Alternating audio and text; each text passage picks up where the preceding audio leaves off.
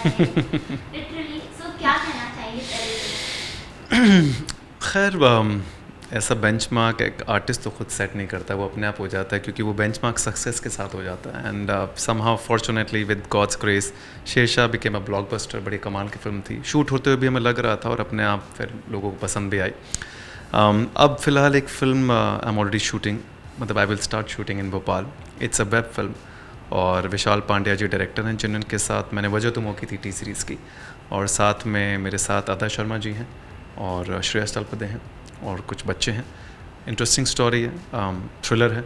I am playing the role of a cop. तो अभी ये सब उड़ जाएगा कुछ टाइम में, सिर्फ मुस्टैच रह जाएगी तो कुछ दिनों के बाद, आई थिंक 4-5 दिनों के बाद, I am travelling to Bhopal for the next 25 days and I will be shooting for that. तो बस उसी का है। It's a very interesting part, I am looking forward to it. Okay, शीशा की बात करें तो फिर ऐसा क्या कुछ है जो आपने सीखा है उस फिल्म से, क्योंकि film you know it's a history. Yeah, film is a history. Yes, it's a classic, and fortunately blessed to be a part of a film like that. Um, I think जिस तरह का environment हमारा है और जिस तरह का army के लोगों के साथ जो भी हमारी बातचीत हुई, हमारे जितने भी जवान हैं और विक्रम सर के बारे में जितनी भी इन्फॉर्मेशन हमें मिली थी, और जो भी वहाँ पे हमारे एक्सपीरियंसेस रहे, जितनी मुश्किल कंडीशन से वो गुजरते हैं और उसके बाद भी देश के लिए इतनी शिद्दत है, इतनी तपस्या है, वो कमाल की है। और वो बलिदान जो कहते हैं, जो प्रेम है उनका देश के लिए, वो सबसे बढ़कर है। और वो अपने आप में हमें बहुत ज़्यादा स्ट्रेंथ देता है, हमें बहुत ही स्ट्रॉन्ग बनाता है, और बहुत ही इज़्ज़त मुझे लगता है हमारी नज़रों में, हमारे जहन में आ जाती है, ख़ासकर हमारे देश के जवानों के लिए जो अपने आप को कुर्बान करने को तैयार हो जाते हैं देश के लिए। तो प्रेम का सर्वोच्च जो लेवल होता है, मुझे लगता है वो भक्ति होता है, वो डिवोशन होता है, वो डेडिकेशन होता है। और ये इस तरह का जो प्रेम जो हमारे देश के जवान करते हैं, वो बलिदान है, और वो अपने आप में भक्ति भाव से कम नहीं है। फिल्म के दौरान कितना डिफिकल्ट रहा था ट्रेनिंग, क्योंकि बट ऑब्वियसली फिल्म या रियली बेस्ड। काफ़ी मुश्किल, काफ़ी छोटे मोटे आई हैं काफ़ी पहले दिन ही में जाते हम ट्रेनिंग कर रहे थे पुलिस ग्राउंड्स के ऊपर यहाँ कलीना में, और वहीं पर सारी खरोंचे वरोंचे सब लग गई थी। उसके बाद थोड़ा रेस्ट था, फिर ट्रेनिंग करनी थी। हम कारगिल में शूट कर रहे थे, काफ़ी डिफ़िकल्ट लोकेशंस पे शूट कर रहे थे, पत्थर है, माउंटेन रॉक है, सब चीज़ें हैं, और काफ़ी हाइट पे शूट करना पड़ रहा था। तो मुश्किलें तो थीं, बट आई थिंक ठीक है, पार्ट एंड पार्सल है। अब जब पीछे देखते हैं तो इतना मुश्किल नहीं लगता, लेकिन जब हो रही होती हैं वहाँ पर तो ऐसा लगता है बड़ी कठिनाई है, बड़ी मुश्किलें, नहीं हो पाएगा। But I think over a period of time we learn to embrace it, और फिर जब उसका रिजल्ट इतना खूबसूरत होता है तो वो सारी चीज़ें डिजॉल्व हो जाती हैं, मुझे लगता है। और सिद्धार्थ मल्होत्रा की बात करें तो किस तरीके से मेंटर थे वो, या फिर किस तरीके से बाकी की चीज़ें आप ही कैसे चीज़ें से उनके साथ काम करने में? बड़ा अच्छा था एक्चुअली। जब हम दोनों फ्रेम में आते थे तो मेरे कुछ दोस्त कहते थे two Malhotras in a frame Siddharth Malhotra, Himanshu Malhotra. बाकी काफ़ी अच्छे इंसान हैं, काफ़ी अच्छे मतलब इज़ वंडरफुल ह्यूमन बीइंग, और किसी प्रकार का मेरे साथ या हमारे आसपास के लोगों के साथ कोई एरोगेंस नहीं, किसी प्रकार का कोई ईगो का फ्लेयर नहीं। बड़े अच्छे से जब भी बातचीत करते थे, और जब भी हमने सीन्स विन्स भी किए हैं तो he was very cordial, very nice, and we had a good camaraderie. हम सब बॉयज़ थे, क्योंकि हम बहुत ज़्यादा हम मिले ही तब थे जब हम कारगिल में शूट करे थे।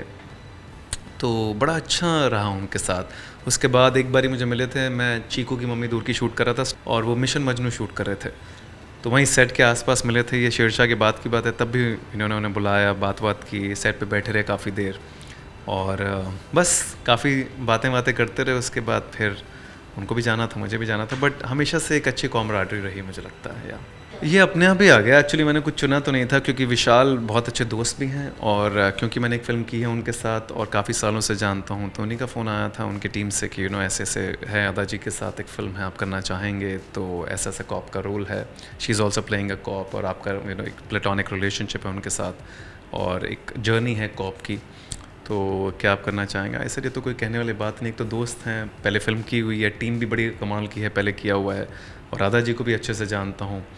और अपने आप में जब कॉप की बात आती है तो मैंने कहा यार तो बड़ा अच्छी अपॉर्चुनिटी है, एक पहले मिलिट्री प्ले किया, अब कॉप प्ले करते हैं so let's do that, it's going to be interesting part. Yes, so I said yes to it. Yeah okay, so military and cop में आपको क्या डिफरेंस लगा? काफ़ी फ़र्क है एक्चुअली, क्योंकि मिलिट्री एक हायर लेवल ऑफ डिफेंस आ जाती है, वहाँ पे काफ़ी सारी ज़्यादा ट्रेनिंग की ज़रूरत पड़ती है, ज़्यादा मुश्किलें, ज़्यादा कठिनाइयाँ। कॉप में थोड़ा सा एक लिमिटेशन होती है मुझे लगता है, क्योंकि वो प्रिडोमिनेटली इतनी ज़्यादा मुश्किलों से नहीं गुजरते हैं जितना मिलिट्री में। तो ये है कि one shooting and you are dead. Cop का थोड़ा सा अलग तरीके से चलता है, थोड़ा सा, तो वो थोड़ा सा है डिफरेंस, यू नो, क्योंकि मिलिट्री जब भी हमारे देश में ज़्यादा परेशानी हो जाती है तो मिलिट्री को बुलाया जाता है, तो you know I hope you understand, basically वैसा सिस्टम है।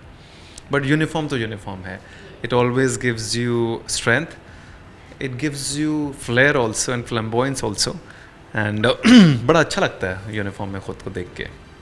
Okay, so how was your experience working with Shreya sir? Shreyas जी के साथ अभी काम नहीं किया है। My wife has already work with him in one of the Marathi films, but अभी क्योंकि शूटिंग शुरू होनी बाकी है, I am travelling on 7th till 30th to Bhopal, तो तब जैसे जैसे जैसे मुलाकात होगी तो पता लगेगा। या Okay, जिस तरीके से हिमांशु आपने जब स्टार्ट किया था अपने करियर का टीवी से, फिर now you are growing in films and now web series also, so what kind of challenges you have faced throughout the year and how been your journey was? Journey तो अच्छी रही है, खूबसूरत रही है, थोड़े उतार चढ़ाव रहे हैं, बट आई थिंक ये हर इंसान की जीवन का हिस्सा है। उतार चढ़ाव तो ज़रूरी है। Sometimes you do some shows and they do not work, sometimes you do some films they do not work, sometimes आप कुछ अच्छा काम करते हैं वो नहीं चलता, कुछ बहुत ओके ओके सा काम करते हैं वो चल जाता है, तो अपने आप ही चलता रहता है मुझे लगता है। बट मुझे लगता है सबसे ज़्यादा ज़रूरी है कि जो भी आपने किया है यू नो इस इंडस्ट्री में, जो भी काम किया है, जो भी कर्म किए हैं, उनसे सीखना बड़ा ज़रूरी है कि गलतियाँ होती रहती हैं और कुछ गलत करते हैं, कुछ सही करते हैं, तो गलतियों से सीखते रहता हूँ और जो सही किया वो जीवन में आगे बढ़ा ही देता है, तो मैं इतना ज़्यादा अब सोचता नहीं हूँ। But I think life has been beautiful, the work has been beautiful, blessed and grateful कि इतने साल काम करने के बाद भी काम है। बहुत सारे लोगों के पास काम नहीं है, मैं देखता हूँ अपने आसपास के लोगों के पास जो खाली बैठे हैं, कि मैं आज 2005 से 2004 में जी सिने स्टार्स हुआ था, 2007 में मैंने पहला टेलीविज़न शो किया था, 2022 हो गया, 15 साल से आई बिन वर्किंग। तो अपने आप में बहुत बड़ी बात है काम करना, क्योंकि काम मिलता भी नहीं है और लोग खाली बैठते हैं, तो मैं अपने आप को ब्लेस्ड और ग्रेटफुल समझता हूँ कि काम तो है एटलीस्ट। Okay, जब आपने स्टार्ट किया था और आज की अगर बात करें तो कितना कंपटीशन ज़्यादा बढ़ चुका है as compared to पहले भी कंपटीशन था, अभी भी कंपटीशन है, बट मुझे लगता है कि मैंने कभी अपने आप को किसी से compete किया नहीं और मैं आगे भी नहीं कर पाऊँगा, ये मेरे सतह से बाहर है, क्योंकि मेरा काम मैं जानता हूँ, मेरी शक्ल मेरे पास है, जो मेरे नैन नक्श ईश्वर ने दिया वो मेरे पास है, वो कोई और नहीं ले सकता, मेरा टैलेंट मुझसे कोई नहीं छीन सकता, तो बेहतर है कि मैं अपने टैलेंट को ज़्यादा निखारूं।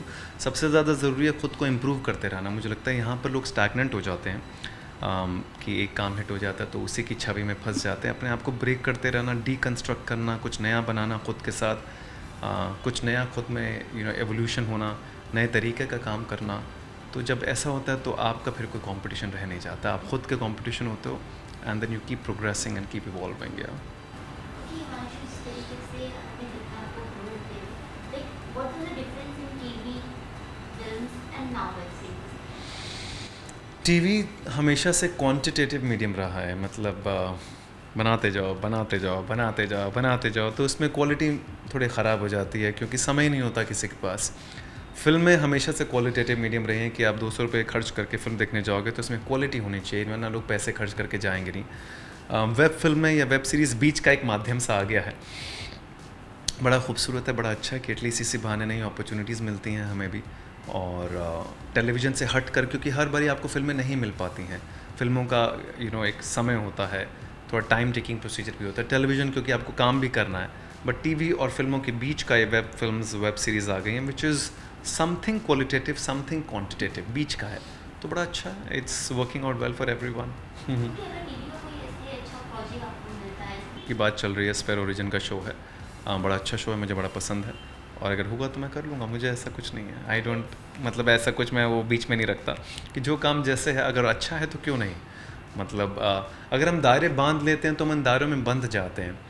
फिर अब जब शेरशाह ऑफर हुई थी उससे पहले मैं आई थिंक गुरुदेव भल्ला जी का शो कर रहा था कोई, उसके बाद की बात है या उससे पहले की बात है, मुझे याद नहीं। तो मैं ऐसा कुछ सोचता नहीं, जो पहले आ जाता है, जो मुझे सही लगता है मैं कर लेता हूँ। ओके, लॉट्स ऑफ पीपल ये सोचते हैं कि हम अपने शांत कैसे रहते हैं, how is it truly and all. जब मैं इतना शांत कैसे रहता हूँ? या चाहे कुछ भी हो, चाहे कोई हो, हमेशा एकदम कूल डाउन शांत। I don't know how you take trolling and all?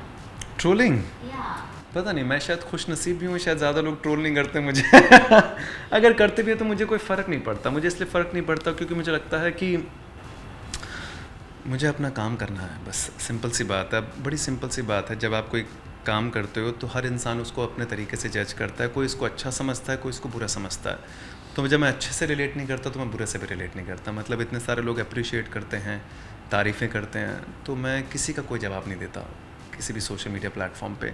और वो इसलिए क्योंकि ये तारीफ़ का एक चक्रव्यूह होता है, अप्रिसिएशन का, वैलिडेशन का, कि लोग तारीफ़ करते हैं, आपको बड़ा अच्छा लगता है, वो कंग्रेचुलेशंस बोलता है, आप थैंक यू बोलते हैं, फिर वो स्माइली भेजेगा, फिर आप स्माइली भेजोगे, फिर आप ये करोगे, फिर वो करोगे, तो एक सर्कल सा बन जाता है। और मैं अपने आप को उस विशियस सर्कल में बांधता नहीं हूँ।